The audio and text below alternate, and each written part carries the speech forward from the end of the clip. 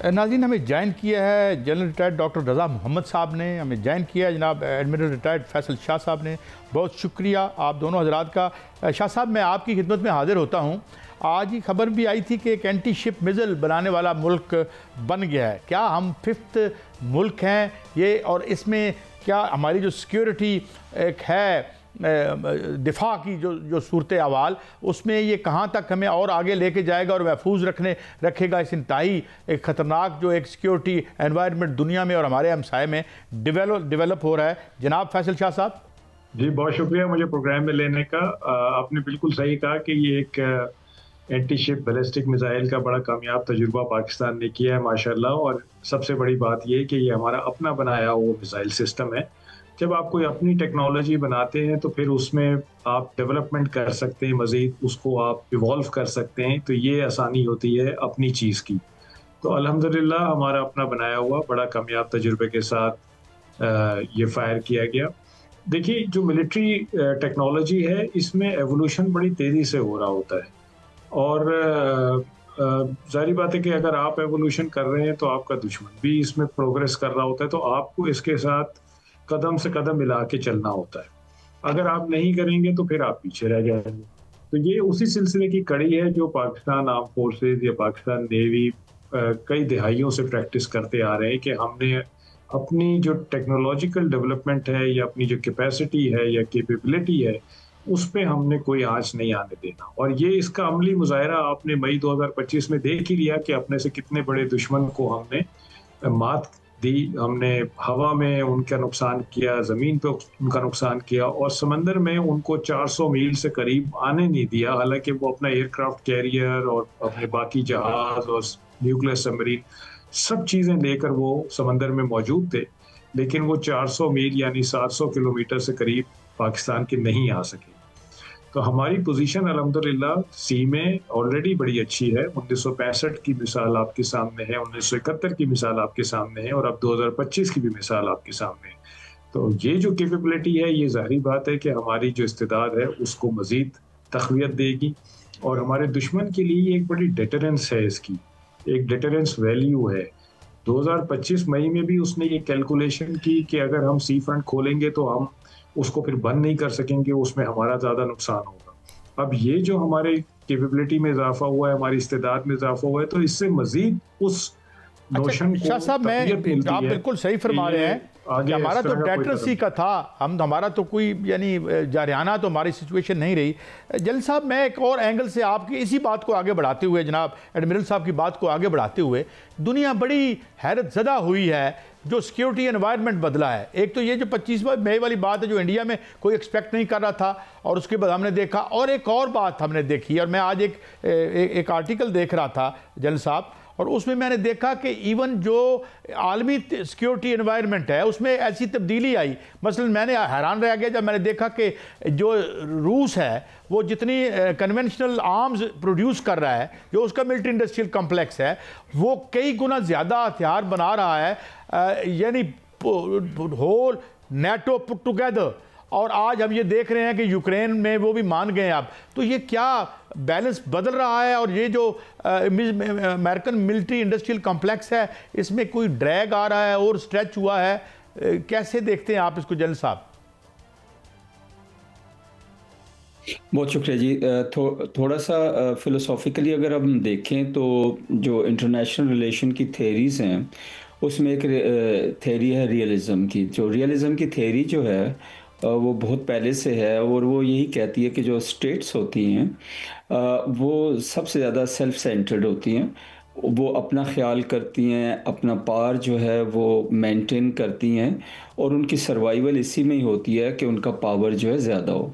तो हुआ ये कि 9/11 के बाद या उससे पहले जब सोवियत यूनियन ब्रेकअप हुआ तो एक यूफोरिया था दुनिया में, एक पॉजिटिविज़म नज़र आती थी कि शायद ये दुनिया जो है अभी जंगें वगैरह नहीं होंगी और सारा कुछ जो है कोलैबोरेट करके आगे बढ़ेंगे। ये लोगों ने किताबें भी लिखी जी कि लिबरलिज्म जीत गया, डेमोक्रेसी जीत गई, ये एंड ऑफ हिस्ट्री है।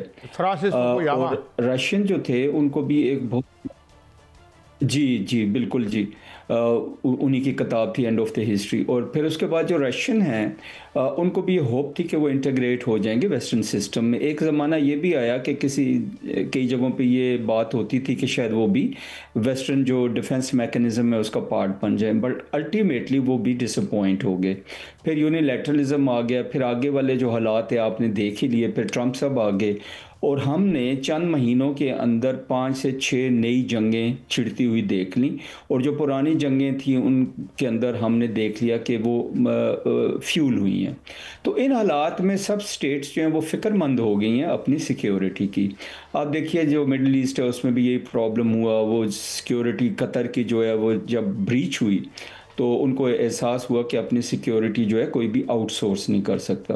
पाकिस्तान अल्हम्दुलिल्लाह तैयार था। अभी जो एडमिरल साहब फरमा रहे थे, हर महाज पे पाकिस्तान ने अल्हम्दुलिल्लाह अपनी डेटरेंस दोबारा जो है एस्टैब्लिश की और मनवाई। तो इन सारी चीज़ों को जब हम देखते हैं तो हम यहाँ पे पहुँचते हैं कि कोई भी स्टेट इस वक्त अपने आप को सिक्योर महसूस नहीं कर रही।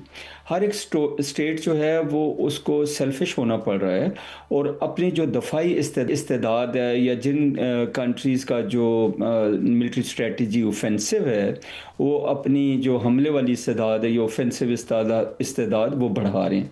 तो उसी चीज़ को अगर हम बैकग्राउंड में रखें तो हम ये कह सकते हैं कि रशिया जो है वो भी इनसिक्योर फील कर रहा था कि नेटो उसके पड़ोस में जा रही है, कि अभी जो जंग है वो जारी रहेगी। नेटो जो है ये जो नया डॉक्ट्रिन आपने बात की है जनरल साहब, आपने एक नए डॉक्ट्रिन एक नए डॉक्ट्रिन की बात कर दी आपने, और मेरे ख्याल में फैसल शाह साहब ने जो भी बात की इन डिफरेंट वर्ड्स वो यही थी कि ये जो एक सिक्योरिटी एनवायरनमेंट, एडमिरल साहब, ये क्या आलमी सिक्योरिटी स्टेटस को बदल रहा है, जिस तरह डॉक्टर साहब ने भी इशारा किया, और अब जो एक सेल्फिशनेस या एक एहसास तहफ़्फ़ुज़ आया है और हमने माशाल्लाह खासा बेहतर तरीके से रिस्पॉन्ड किया इस चैलेंज को, तो ये भी एक वजह है कि हम रिप्लेनिश कर रहे हैं, आगे बढ़ रहे हैं इसमें। मगर क्या इसका एंड क्या नज़र आता है? क्या हम किसी बड़ी जंग की तरफ बढ़ रहे हैं या और क्या ये जो फ़ौजी इस्तेदाद में इजाफा है ये जंगों को रोकेगा या जंगें बढ़ेंगी दुनिया में, also in the wake of the economic crisis that we see? Admiral साहब देखिए, आपने रशिया यूक्रेन की वॉर देखी, आपने गजा का कॉन्फ्लिक्ट देखा, ईरान का देखा आपने किस्सा गजा के दौरान क्या हुआ उसके साथ, फिर इंडिया पाकिस्तान आपने देखा। तो आपको इंटरनेशनल सिस्टम कहीं नज़र नहीं आता, आपको international norms, international rules regulations, उनकी पासदारी कहीं नज़र नहीं आती। माइट इज़ राइट को प्रूव करने की कोशिश की गई इन तमाम कॉन्फ्लिक्ट्स में। उससे एक तासुर ये मिला सारी दुनिया को कि जिस जंग आपने अपनी खुद लड़नी है, अपनी हिफाजत आपने खुद करनी है, ना इंटरनेशनल सिस्टम आपकी कोई मदद कर सकता है, ना मेजर पावर का अगर आप में इंटरेस्ट है तो वो आपकी मदद करेगा, ना आपका कोई हलीफ आगे आएगा। कोई किसी जंग में शामिल नहीं हुआ मां सिवाय ईरान के कि ईरान गजा के कॉन्फ्लिक्ट में शामिल हुआ। बाकी आप देख लीजिए कि किसी जंग में किसी ने कोई मुदाखलत नहीं की डायरेक्टली। इनडायरेक्टली की होगी तो बिल्कुल वो की है, लेकिन डायरेक्टली नहीं की। तो उससे एक ये तासुर है सब तमाम मुल्कों को, और पाकिस्तान जैसे मुल्क को तो ख़ास तौर पे, क्योंकि हमारा अज़ली दुश्मन हमारे पड़ोस में बैठा हुआ है जो कि अपनी हरकतों से बाज नहीं आता है। आए दिन वो हमारे ऊपर झूठे इल्ज़ाम लगाता है, वो जारियत करता है एक झूठे प्रिटेक्स्ट पे। तो हमें जाहिर बात है कि हर वक्त तैयार रहने की ज़रूरत है। अब ये जो मिलिट्री कैपेबिलिटी आप बनाते हैं, ये असल में तो आप जंग रोकने के लिए बनाते हैं कि जंग शुरू ही ना। आप एक डिटेरेंस क्रिएट करते हैं अपने दुश्मनों पे कि मेरे पास ये चीज़ें हैं, अगर तुमने जंग शुरू की तो तुम्हें नुकसान होगा। आप जब भी किसी जंग पे जाते हैं तो उससे पहले एक असेसमेंट करते हैं, कैलकुलेशन करते हैं कि अगर मैं ये मुहाज खोलूँगा तो इसमें मेरे दुश्मन का कितना नुकसान है और मेरा कितना नुकसान है। और अगर नुकसान का पलड़ा आपके हक में भारी होता है तो फिर आप उस महाज को नहीं खोलते। तो ये बेसिकली आपका दुश्मन आपको डिक्टेट कर रहा होता है कि मेरे पास ये चीज़ें हैं, अगर महाज खोला तो तुम्हें ज़्यादा नुकसान होगा, तो फिर आप नहीं खोलते महाज। तो असल में ये तैयारी होती है जंग को शुरू ना करने की। लेकिन अगर जिस तरह मैंने बात शुरू में की, बशा साहब आप बिल्कुल दुरुस्त फरमा रहे हैं।